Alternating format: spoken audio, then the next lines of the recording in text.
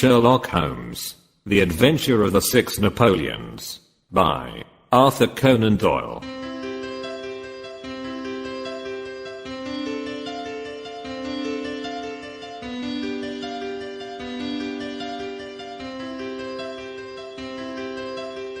It was no very unusual thing for Mr. Lestrade, of Scotland Yard, to look in upon us of an evening, and his visits were welcome to Sherlock Holmes, for they enabled him to keep in touch with all that was going on at the police headquarters. In return for the news which Lestrade would bring, Holmes was always ready to listen with attention to the details of any case upon which the detective was engaged, and was able occasionally, without any active interference, to give some hint or suggestion drawn from his own vast knowledge and experience.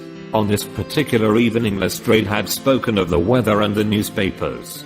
Then he had fallen silent, puffing thoughtfully at his cigar. Holmes looked keenly at him. "Anything remarkable on hand?" he asked. "Oh, no, Mr. Holmes, nothing very particular." "Then tell me about it." Lestrade laughed. "Well, Mr. Holmes, there is no use denying that there is something on my mind. And yet it is such an absurd business that I hesitated to bother you about it. On the other hand, although it is trivial, it is undoubtedly queer, and I know that you have a taste for all that is out of the common. But in my opinion it comes more in Dr. Watson's line than ours." "Disease," said I. "Madness, anyhow. And a queer madness too. You wouldn't think there was anyone living at this time of day who had such a hatred of Napoleon I, that he would break any image of him that he could see." Holmes sank back in his chair. "That's no business of mine," said he. "Exactly. That's what I said. But then, when the man commits burglary, in order to break images which are not his own, that brings it away from the doctor, and on to the policeman." Holmes sat up again. "Burglary. This is more interesting. Let me hear the details." Lestrade took out his official notebook, and refreshed his memory from its pages. "The first case reported was 4 days ago," said he. "It was at the shop of Morse Hudson, who has a place for the sale of pictures and statues in the Kennington Road. The assistant had left the front shop for an instant, when he heard a crash, and hurrying in he found a plaster bust of Napoleon, which stood with several other works of art upon the counter, lying shivered into fragments.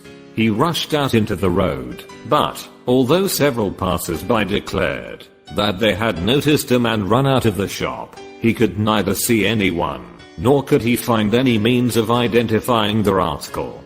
It seemed to be one of those senseless acts of hooliganism which occur from time to time, and it was reported to the constable on the beat as such.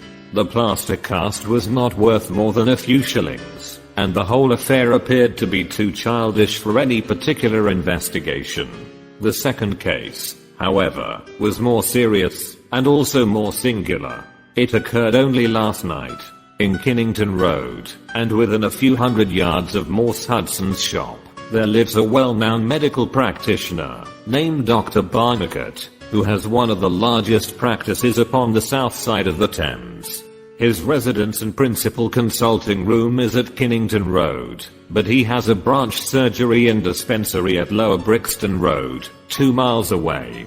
This Dr. Barnicot is an enthusiastic admirer of Napoleon, and his house is full of books, pictures, and relics of the French Emperor. Some little time ago he purchased from Morse Hudson 2 duplicate plaster casts of the famous head of Napoleon by the French sculptor, Devine. One of these he placed in his hall in the house at Kennington Road, and the other on the mantelpiece of the surgery at Lower Brixton. Well, when Dr. Barnicot came down this morning he was astonished to find that his house had been burgled during the night, but that nothing had been taken save the plaster head from the hall. It had been carried out, and had been dashed savagely against the garden wall, under which its splintered fragments were discovered. Holmes rubbed his hands. "This is certainly very novel," said he. "I thought it would please you. But I have not got to the end yet." Dr. Barnicot was due at his surgery at 12 o'clock, and you can imagine his amazement when, On arriving there, he found that the window had been opened in the night, and that the broken pieces of his second bust were strewn all over the room. It had been smashed to atoms where it stood. In neither case were there any signs which could give us a clue as to the criminal or lunatic who had done the mischief. Now, Mr. Holmes, you have got the facts. They are singular, not to say grotesque, said Holmes. May I ask whether the two busts smashed in Dr. Barnicot's rooms were the exact duplicates of the one which was destroyed in Morse Hudson's shop? They were taken from the same mold. Such a fact must tell against the theory that the man who breaks them is influenced by any general hatred of Napoleon. Considering how many hundreds of statues of the great emperor must exist in London, it is too much to suppose such a coincidence as that a promiscuous iconoclast should chance to begin upon 3 specimens of the same bust. Well, I thought as you do, said Lestrade. On the other hand, this Morse Hudson is the purveyor of busts in that part of London, and these 3 were the only ones which had been in his shop for years. So, although, as you say, there are many hundreds of statues in London, it is very probable that these 3 were the only ones in that district. Therefore, a local fanatic would begin with them. What do you think, Dr. Watson? There are no limits to the possibilities of monomania, I answered. There is a condition which the modern French psychologists have called the "ID fikes," which may be trifling in character, and accompanied by complete sanity in every other way. A man who had read deeply about Napoleon, or who had possibly received some hereditary family injury through the Great War, might conceivably form such an ID fikes, and under its influence, be capable of any fantastic outrage. That won't do, my dear Watson, said Holmes, shaking his head, for no amount of ID fikes would enable your interesting monomaniac to find out where these busts were situated. Well, how do you explain it? I don't attempt to do so. I would only observe that there is a certain method in the gentleman's eccentric proceedings. For example, in Dr. Barnicot's hall, where a sound might arouse the family, the bust was taken outside before being broken, whereas in the surgery, where there was less danger of an alarm, it was smashed where it stood. The affair seems absurdly trifling, and yet I dare call nothing trivial, when I reflect that some of my most classic cases have had the least promising commencement. You will remember, Watson, how the dreadful business of the Abernethy family was first brought to my notice by the depth which the parsley had sunk into the butter upon a hot day. I can't afford, therefore, to smile at your 3 broken busts, Lestrade, and I shall be very much obliged to you if you will let me hear of any fresh development of so singular a chain of events. The development for which my friend had asked came in a quicker and an infinitely more tragic form than he could have imagined. I was still dressing in my bedroom next morning when there was a tap at the door and Holmes entered, a telegram in his hand. He read it aloud. Come instantly. 131. Pitt Street, Kensington. Lestrade. What is it, then? I asked. Don't know, maybe anything. But I suspect it is the sequel of the story of the statues. In that case our friend, the image breaker, has begun operations in another quarter of London. There's coffee on the table, Watson, and I have a cab at the door. In half an hour we had reached Pitt Street, a quiet little backwater just beside one of the briskest currents of London life. Number 131 was one of a row, all flat-chested, respectable, and most unromantic dwellings. As we drove up we found the railings in front of the house, lined by a curious crowd. Holmes whistled. By George, it's attempted murder at the least. Nothing less will hold the London message boy. There's a deed of violence indicated in that fellow's round shoulders and outstretched neck. What's this, Watson? The top steps swilled down, and the other ones dry. Footsteps enough, anyhow. Well, there's Lestrade at the front window, and we shall soon know all about it. The official received us with a very grave face, and showed us into a sitting room, where an exceedingly unkempt and agitated elderly man, clad in a flannel dressing gown, was pacing up and down. He was introduced to us as the owner of the house Mr. Horace Harker of the Central Press Syndicate. "It's the Napoleon bust business again," said Lestrade. "You seemed interested last night, Mr. Holmes, so I thought perhaps you would be glad to be present, now that the affair has taken a very much graver turn." "What has it turned to, then?" "To murder. Mr. Harker, will you tell these gentlemen exactly what has occurred?" The man in the dressing gown turned upon us with the most melancholy face. "It's an extraordinary thing," said he, "that all my life I have been collecting other people's news, and now that a real piece of news has come my own way I'm so confused and bothered, that I can't put two words together. If I had come in here as a journalist I should have interviewed myself, and had 2 columns in every evening paper. As it is I'm giving away valuable copy by telling my story over and over to a string of different people, and I can make no use of it myself. However, I've heard your name, Mr. Sherlock Holmes, and if you'll only explain this queer business I shall be paid for my trouble in telling you the story." Holmes sat down and listened.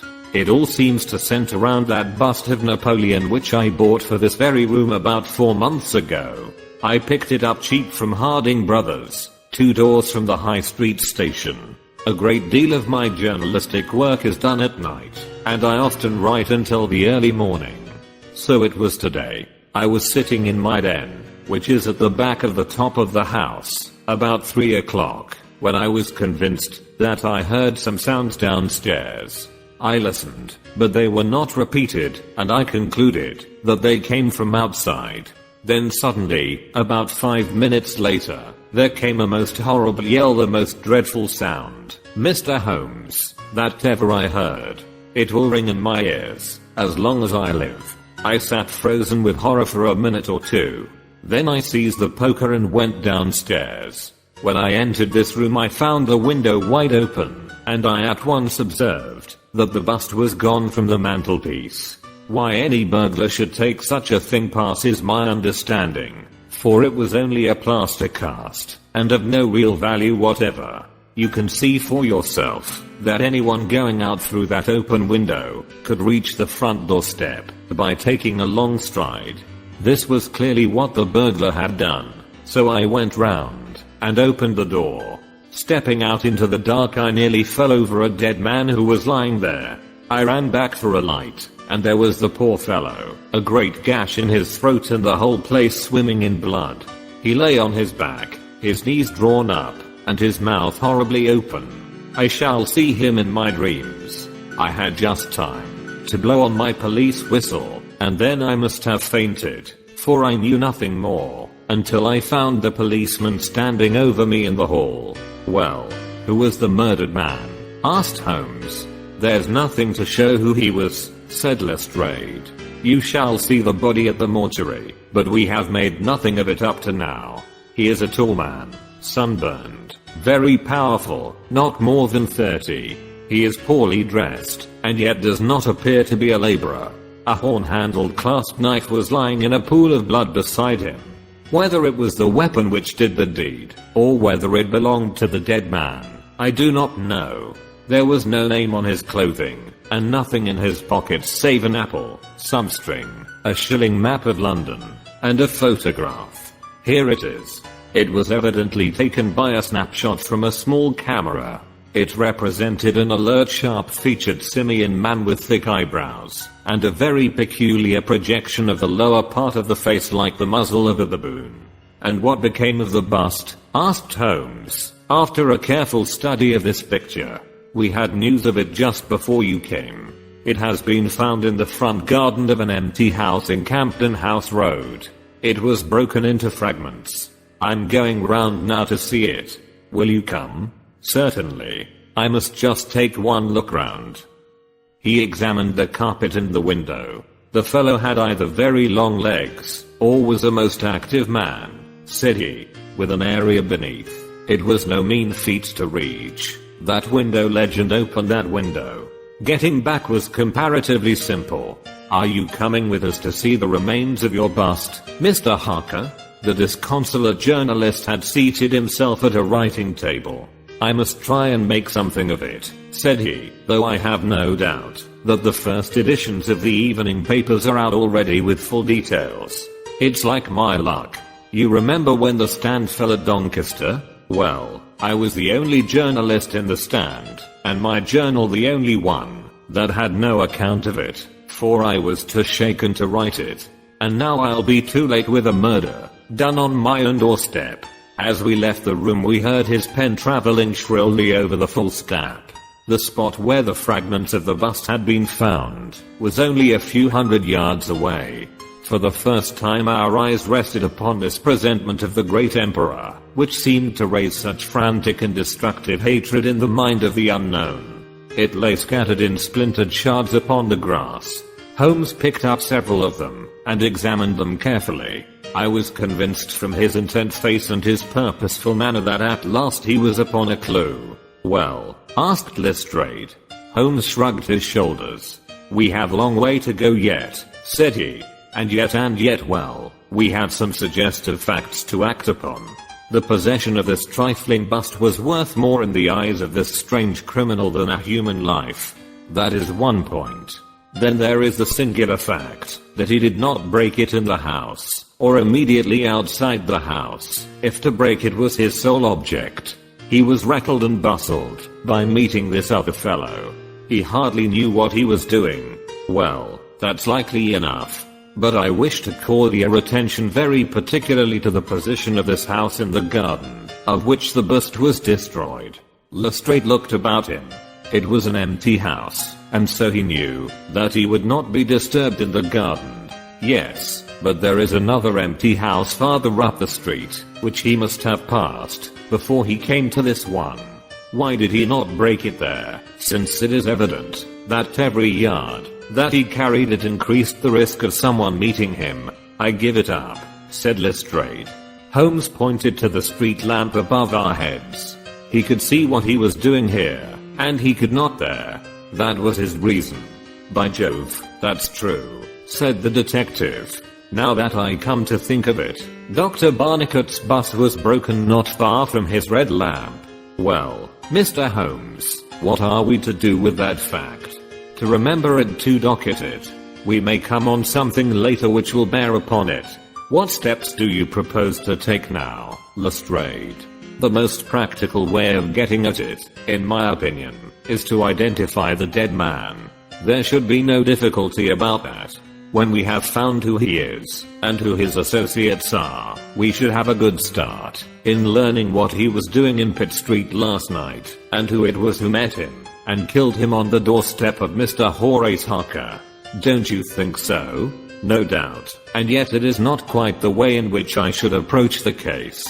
What would you do, then? Oh, you must not let me influence you in any way. I suggest that you go on your line and I on mine. We can compare notes afterwards, and each will supplement the other. Very good, said Lestrade. If you are going back to Pitt Street you might see Mr. Horace Harker. Tell him from me that I have quite made up my mind, and that it is certain that a dangerous homicidal lunatic with Napoleonic delusions was in his house last night. It will be useful for his article. Lestrade stared. You don't seriously believe that? Holmes smiled. Don't I? Well, perhaps I don't. But I'm sure that it will interest Mr. Horace Harker and the subscribers of the Central Press Syndicate. Now, Watson, I think that we shall find that we have a long and rather complex day's work before us. I should be glad, Lestrade, if you could make it convenient to meet us at Baker Street at 6 o'clock this evening. Until then I should like to keep this photograph found in the dead man's pocket. It is possible that I may have to ask your company and assistance upon a small expedition, which will have be undertaken tonight, if my chain of reasoning should prove to be correct. Until then, goodbye and good luck. Sherlock Holmes and I walked together to the High Street, where he stopped at the shop of Harding Brothers, whence the bust had been purchased. A young assistant informed us that Mr. Harding would be absent until afternoon, and that he was himself a newcomer who could give us no information. Holmes's face showed his disappointment and annoyance. Well, we can't expect to have it all our own way, Watson," he said, at last. "We must come back in the afternoon if Mr. Harding will not be here until then. I am, as you have no doubt surmised, endeavoring to trace these busts to their source, in order to find if there is not something peculiar which may account for their remarkable fate. Let us make for Mr. Morse Hudson, of the Kennington Road, and see if he can throw any light upon the problem." A drive of an hour brought us to the picture dealer's establishment. He was a small stout man with a red face and a peppery manner. "Yes, sir. On my very counter, sir," said he. "What we pay rates and taxes for I don't know, when any ruffian can come in and break one's goods. Yes, sir, it was I who sold Dr. Barnicot his 2 statues. Disgraceful, sir. A nihilist plot, that's what I make it. No one but an anarchist would go about breaking statues. Red Republicans, that's what I call them. Who did I get the statues from? I don't see what that has to do with it. Well, if you really want to know, I got them from Gelder & Co. in Church Street, Stepney. They are a well-known house in the trade, and have been this 20 years. How many had I? 3 2 and 1 R3 2 of Dr. Barnicot's, and 1 smashed in broad daylight on my own counter. Do I know that photograph? No, I don't. Yes, I do, though. Why, it's Beppo. He was a kind of Italian piecework man, who made himself useful in the shop. He could carve a bit, and gild and frame, and do odd jobs.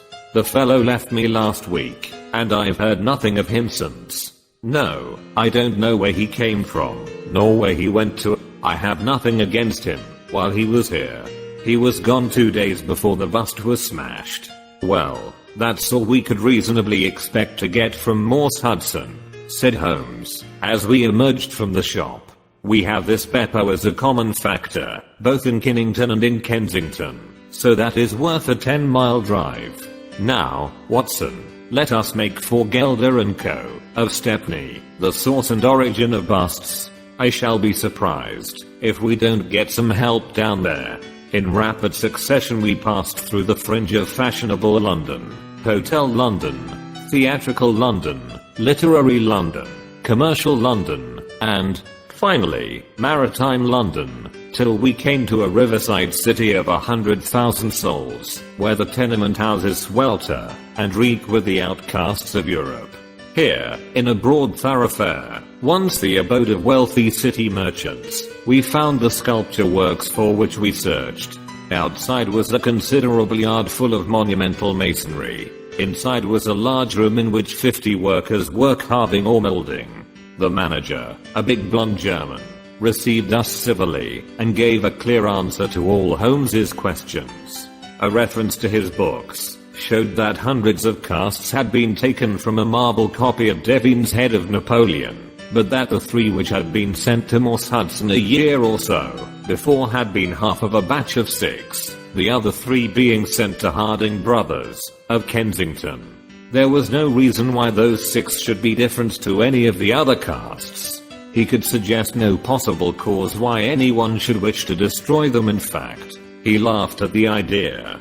Their wholesale price was 6 shillings, but the retailer would get 12 or more. The cast was taken in 2 molds from each side of the face, and then these 2 profiles of plaster of Paris were joined together to make the complete bust. The work was usually done by Italians in the room we were in. When finished, the busts were put on a table in the passage to dry, and afterwards stored. That was all he could tell us.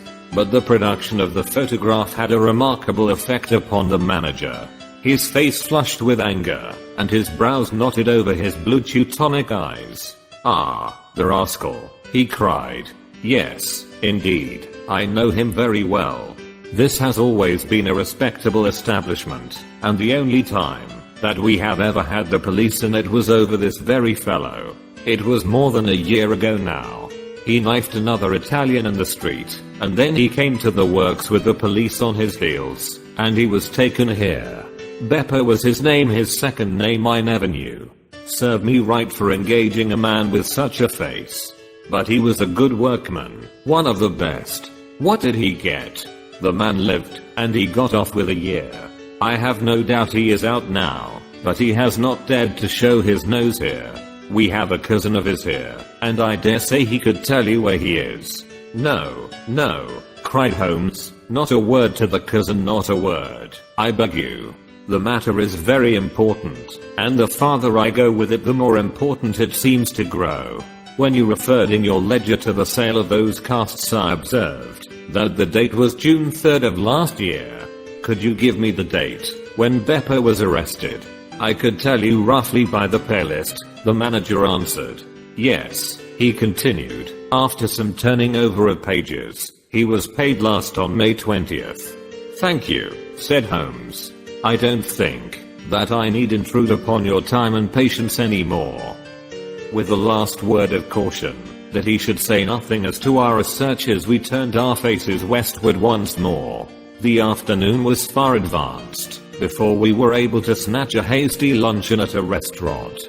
A newsbill at the entrance announced Kensington outrage, murder by a madman, and the contents of the paper showed that Mr. Horace Harker had got his account into print after all.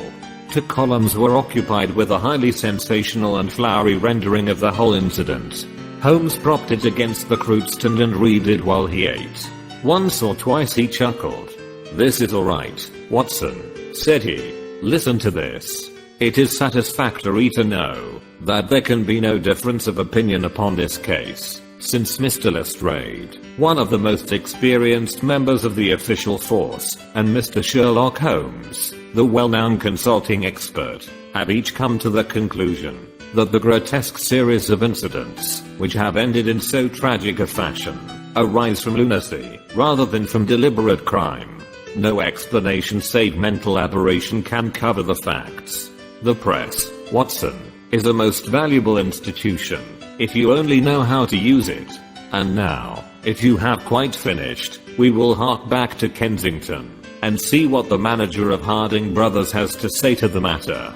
The founder of that great emporium proved to be a brisk, crisp little person, very dapper and quick, with a clear head and a ready tongue. Yes, sir, I have already read the account in the evening papers.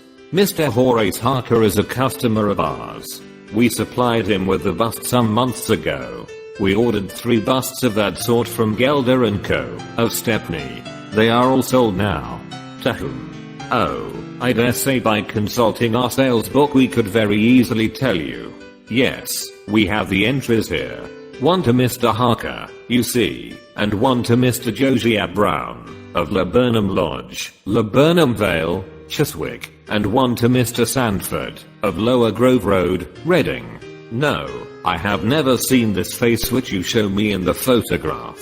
You would hardly forget it, would you, sir? For I've seldom seen an uglier.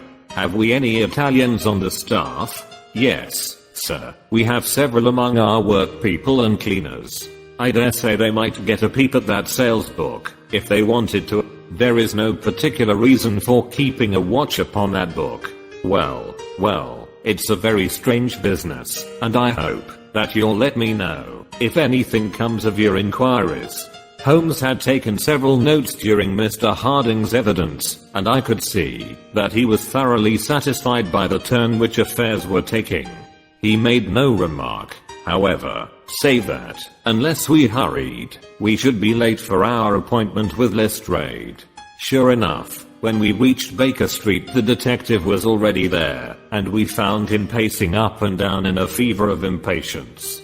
His look of importance showed that his day's work had not been in vain. Well, he asked, what luck, Mr. Holmes?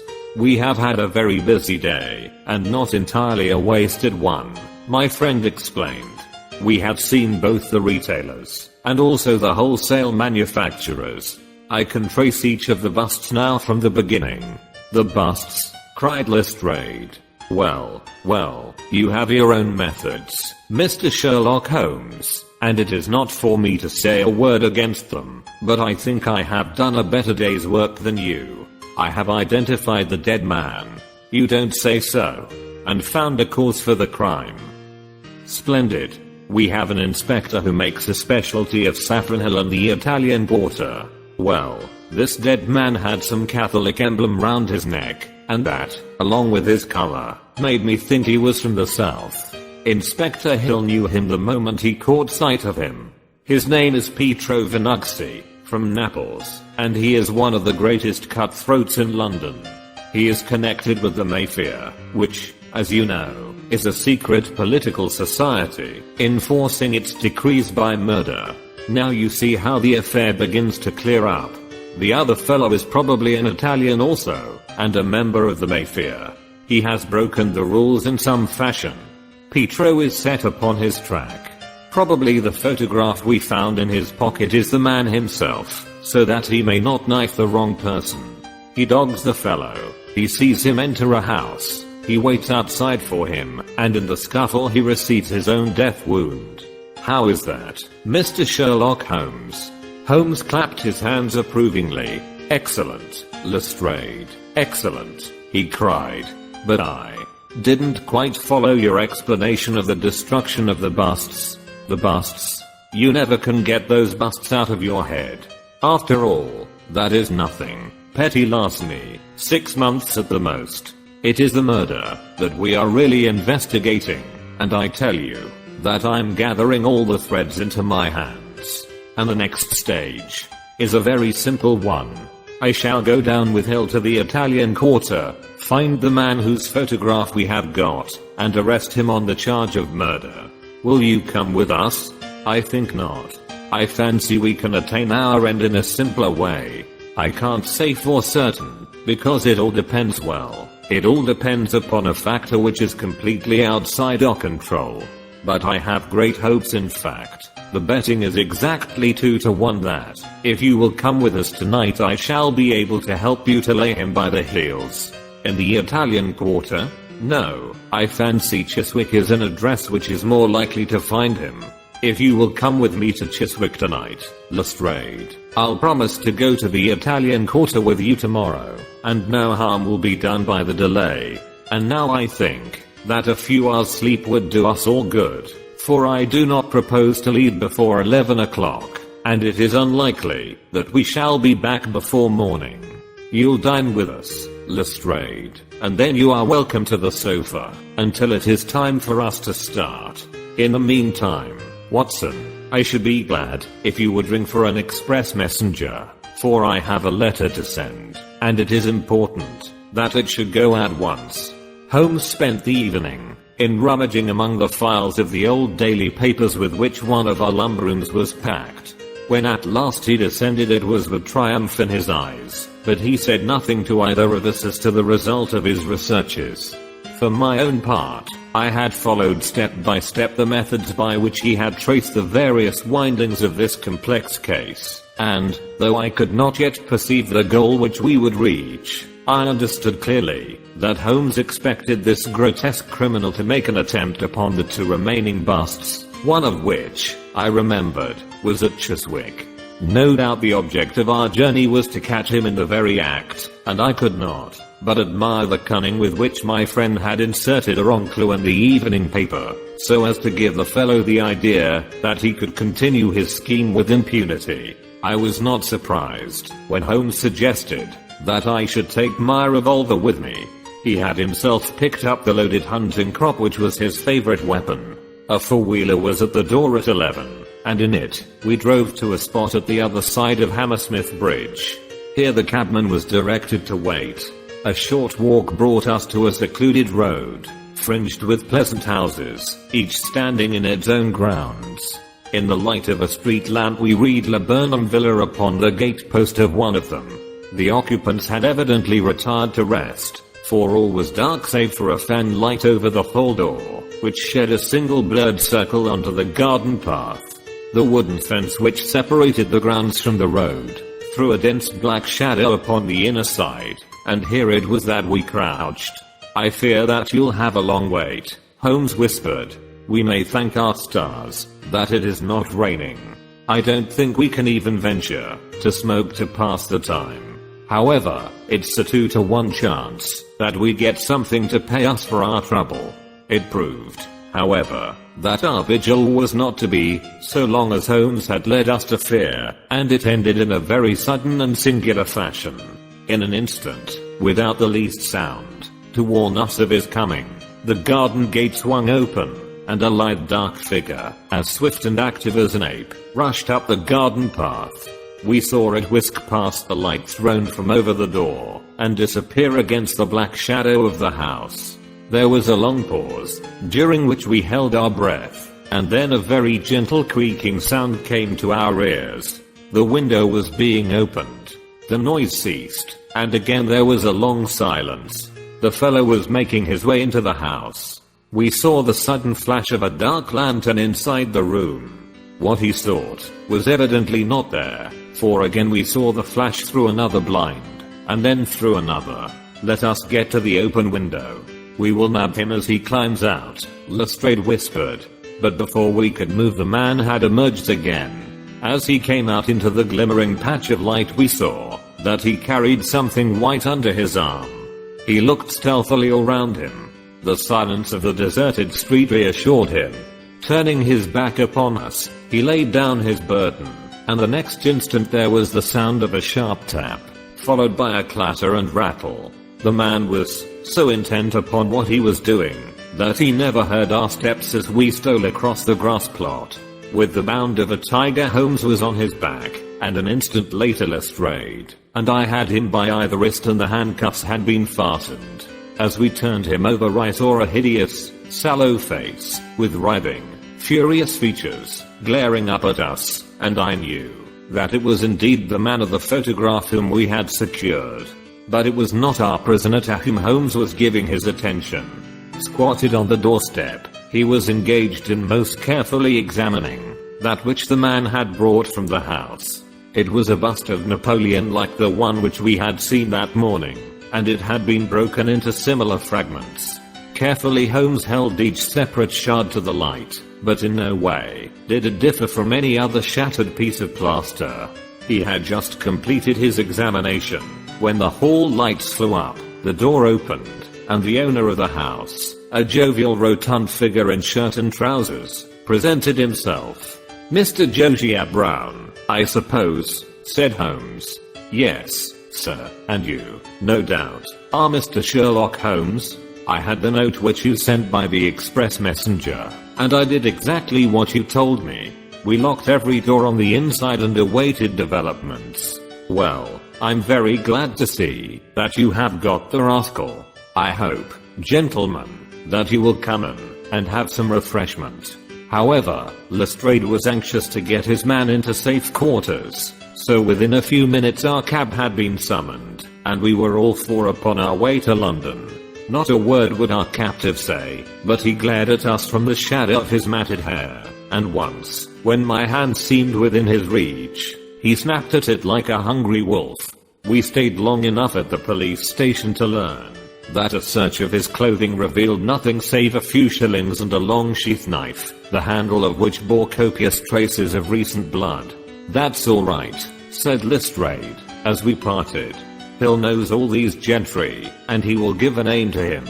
You'll find that my theory of the Mayfair will work out all right. But I'm sure I'm exceedingly obliged to you, Mr. Holmes, for the workmanlike way in which you laid hands upon him. I don't quite understand it all yet. I fear it is rather too late now for explanations," said Holmes. "Besides, there are one or two details which are not finished off, and it is one of those cases which are worth working out to the very end. If you will come round once more to my rooms at 6 o'clock tomorrow, I think I shall be able to show you that even now you have not grasped the entire meaning of this business, which presents some features which make it absolutely original in the history of crime. If ever I permit you to chronicle any more of my little problems, Watson, I foresee that you will enliven your pages by an account of the singular adventure of the Napoleonic busts." When we met again next evening, Lestrade was furnished with much information concerning our prisoner. His name, it appeared, was Beppo, second name unknown. He was a well-known ne'er-do-well among the Italian colony.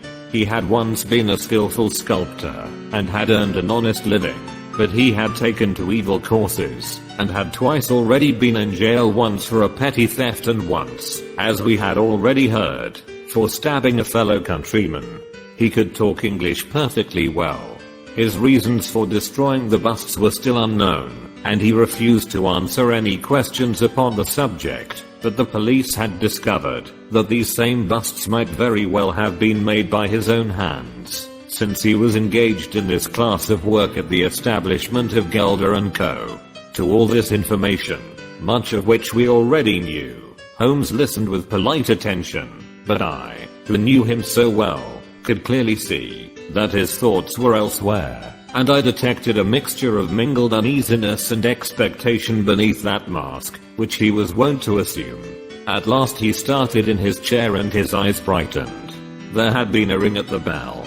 A minute later we heard steps upon the stairs, and an elderly red-faced man with grizzled side whiskers was ushered in. In his right hand he carried an old-fashioned carpet bag, which he placed upon the table. "Is Mr. Sherlock Holmes here?" My friend bowed and smiled. "Mr. Sandford, of Reading, I suppose," said he. "Yes, sir. I fear that I'm a little late, but the trains were awkward. You wrote to me about a bust that is in my possession." "Exactly. I have your letter here. You said, 'I desire to possess a copy of Devine's Napoleon, and am prepared to pay you £10 for the one which is in your possession.' Is that right?" "Certainly. I was very much surprised at your letter, for I could not imagine how you knew that I owned such a thing." "Of course you must have been surprised, but the explanation is very simple. Mr. Harding, of Harding Brothers, said that they had sold you their last copy, and he gave me your address." "Oh, that was it, was it? Did he tell you what I paid for it?" "No, he did not." "Well, I'm an honest man, though not a very rich one. I only gave 15 shillings for the bust, and I think you ought to know that before I take £10 from you. I'm sure the scruple does you honor, Mr. Sandford, but I have named that price, so I intend to stick to it." "Well, it is very handsome of you, Mr. Holmes. I brought the bust up with me, as you asked me to do. Here it is." He opened his bag, and at last we saw placed upon our table a complete specimen of that bust which we had already seen more than once in fragments. Holmes took a paper from his pocket, and laid a £10 note upon the table. "You will kindly sign that paper, Mr. Sandford, in the presence of these witnesses. It is simply to say that you transfer every possible right that you ever had in the bust to me. I'm a methodical man, you see, and you never know what turn events might take afterwards." "Thank you, Mr. Sandford. Here is your money, and I wish you a very good evening." When our visitor had disappeared, Sherlock Holmes's movements were such as to rivet our attention. He began by taking a clean white cloth from a drawer and laying it over the table. Then he placed his newly acquired bust in the center of the cloth. Finally, he picked up his hunting crop and struck Napoleon a sharp blow on the top of the head. The figure broke into fragments, and Holmes bent eagerly over the shattered remains. Next instant, with a loud shout of triumph, he held up one splinter, in which a round, dark object was fixed like a plum in a pudding. "Gentlemen," he cried, "let me introduce you to the famous Black Pearl of the Borgias." Lestrade and I sat silent for a moment, and then, with a spontaneous impulse, we both broke out clapping as at the well-wrought crisis of a play. A flush of color sprang to Holmes's pale cheeks, and he bowed to us like the master dramatist who receives the homage of his audience. It was at such moments that for an instant he ceased to be a reasoning machine, and betrayed his human love for admiration and applause. The same singularly proud and reserved nature which turned away with disdain from popular notoriety was capable of being moved to its depths by spontaneous wonder and praise from a friend. "Yes, gentlemen," said he, "it is the most famous pearl now existing in the world, and it has been my good fortune, by a connected chain of inductive reasoning, to trace it from the Prince of Colonna's bedroom at the Dhaka Hotel, where it was lost, to the interior of this, the last of the 6 busts of Napoleon which were manufactured by Gelder & Co. of Stepney. You will remember, Lestrade, the sensation caused by the disappearance of this valuable jewel, and the vain efforts of the London police to recover it. I was myself consulted upon the case, but I was unable to throw any light upon it. Suspicion fell upon the maid of the princess, who was an Italian, and it was proved that she had a brother in London, but we failed to trace any connection between them. The maid's name was Lucretia Venuxi, and there is no doubt in my mind that this Pietro who was murdered 2 nights ago was the brother. I have been looking up the dates in the old files of the paper, and I find that the disappearance of the pearl was exactly 2 days before the arrest of Beppo for some crime of violence, an event which took place in the factory of Gelder & Co. at the very moment when these busts were being made.